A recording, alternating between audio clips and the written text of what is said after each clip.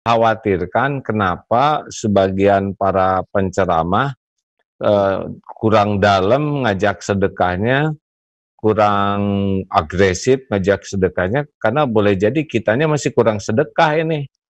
Tidak ada yang lebih pahit dari berharapnya hati kepada Allah. Allahumma aftah lana hikmataka ya Allah.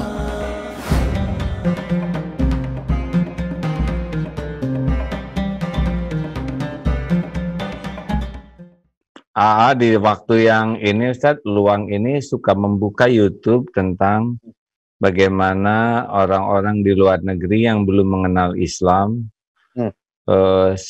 menolong kucing, menolong binatang-binatang, ngasih makan, ya. Perhatikan gitu, kadang badannya penuh tato, tapi dia nolong terus ngurusin, ya, karena mereka belum dapat hidayah, ya.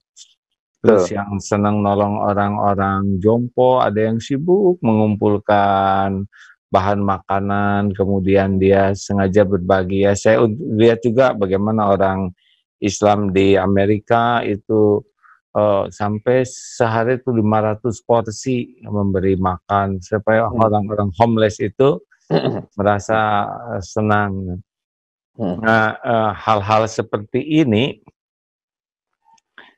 sebaiknya memang menjadi bagian penting dari dakwah kita, ya. Ada yang nanya, kenapa kok sekarang dakwah tentang ngajak berzakat, ngajak sedekah tidak sehebat dakwah ngajak orang sholat, ngajak orang puasa, ya nggak? Tapi giliran bayar zakat dan sedekah habis-habisan, kok tidak segigih? Kira-kira kenapa Ustaz tuh ajakan dakwahnya? Oh, mati ya. Iya, dakwah ini, dakwah bilhal ini perlu dicontoh. Saya tertarik ya, makanya saya perhatikan di Darut Tauhid ini, saya perhatikan juga sudah mulai mengarah ke sana. Jadi bukan hanya ngajak orang sholat, ya, puasa sunnah, atau hadir ke majelis taklim, atau perbaiki akhlak, perbaiki hati, tetapi juga gerakan kemanusiaan ini perlu untuk terus kita dorong dan jadi style setiap hari. Nah, tradisi berbagi ini sebenarnya dalam Islam itu sangat luar biasa, sangat kuat, ya, dari Rasulullah, sahabat, tabi'in, dan seterusnya. Dan peradaban Islam ini kaya sekali dengan pengalaman praktek filantropi, ya, mulai dari bukan hanya zakat tapi juga wakafnya, infaknya, sedekahnya. Jadi tidak ada sebenarnya dalam masyarakat Islam itu nggak boleh ada yang miskin sebenarnya, ya, karena kalaupun ada itu langsung kita ini sergap gitu ngebantu. Nah, contoh misalnya Nabi Muhammad SAW ketika ada orang yang mengadukan, ya, dia nggak bisa bayar utang, terlilit utang, Nabi langsung bikin galang dana. Nah, sekarang kira-kira ada nggak Ustadz nih yang mendengarkan keluhan jamaah? Saya terlilit utang nih Pak Ustadz, terus kita bikin galang dana kepada jamaah gitu, ya. Nah, ini yang harus kita contoh sebenarnya. Dulu sehingga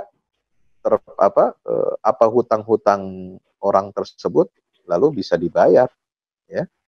Dan ketika misalnya belum cukup nih bayar utangnya, kata Nabi SAW, wahai fulan, ya, Anda yang menagih hutangnya orang ini harta yang sudah kami kumpulkan, ya. Ada yang lelang ini, lelang itu, macam-macam, ini sudah kumpulkan. Kalau belum mencukupi, sudah, ini bagian dari kamu, nggak ada lagi, gitu. Artinya kita minta saling merelakan, dan kepedulian itu yang terus didorong oleh Rasulullah sampai Rasulullah menggalang dana. Kemudian di hari raya itu juga sebenarnya itu cara Nabi salah satu diantaranya untuk menggalang dana, ya, menggalang dana sosial keumatan, sehingga beliau suruh misalnya Sayyidina Bilal, ya, Bilal, lebarkan sorban kamu, kemudian kamu kasih ke bagian itu sap-sap ibu-ibu, ya, sap ibu-ibu, suruh berderma mereka, ini hari raya, tasaddaqna, ya, banyaklah kalian bersedekah. Apa kata Nabi SAW? Lalu dikaitkan begini, menarik ini hadisnya. bersedekahlah yang banyak kalian wahai kaum wanita, karena aku melihat kebanyakan penduduk neraka itu dari kaum perempuan gitu ya. Karena ngomongin ini, ngomongin suaminya, macam-macam lah. Nah, maka di situ orang kaum perempuan ini jadi banyak bersedekah, antingnya, gelangnya, giwangnya, apa namanya, kalungnya itu luar biasa. Dan ini dicatat dalam sejarah. Jadi apa ya, kita ini merasa saling, dan itu jelas penggalangan dana itu lalu kemudian ditasarufkan oleh Rasulullah SAW secara transparan, ya, secara terbuka, dan ini menjadi contoh bagi generasi berikutnya. Sehingga itulah yang dicontoh oleh para sahabat, kan begitu juga. Kalau ada masalah apa, negara sedang membutuhkan, para sahabat yang kaya-kaya ini sudah siap dengan daftar kekayaannya, ya, siap untuk dilelang hartanya, siap untuk diberikan, sumbangkan, karena mereka juga merasa harta ini kan titipan Allah, kapan saja mau diambil sama Allah. Kalau Rasulullah sudah minta, nah itu harus kita sami'na wa ata'na, begitu. Jadi Rasulullah SAW sangat ringan dan semangat mengajak sedekah karena Rasulullahnya ahli sedekah. Betul. Dan orang-orang pun sangat senang untuk menafkahkan sedekahnya karena diajak oleh Rasulullah. Nah, konsistensi Rasulullah mengajak sedekah karena memang beliau ahli sedekah asli. Ini yang kita khawatirkan, kenapa sebagian para penceramah kurang dalam mengajak sedekahnya, kurang agresif ngajak sedekahnya, karena boleh jadi kitanya masih kurang sedekah ini. Betul. Jadi penjiwaan ruh sedekahnya itu kan beda tuh. Kalau orang biasa melakukan sesuatu dengan nikmat tuh keluar sendiri, kayak orang yang senang sholawat tuh udah di mana-mana pasti ngomong sholawat aja, ya kan? Iya. Refleks ya.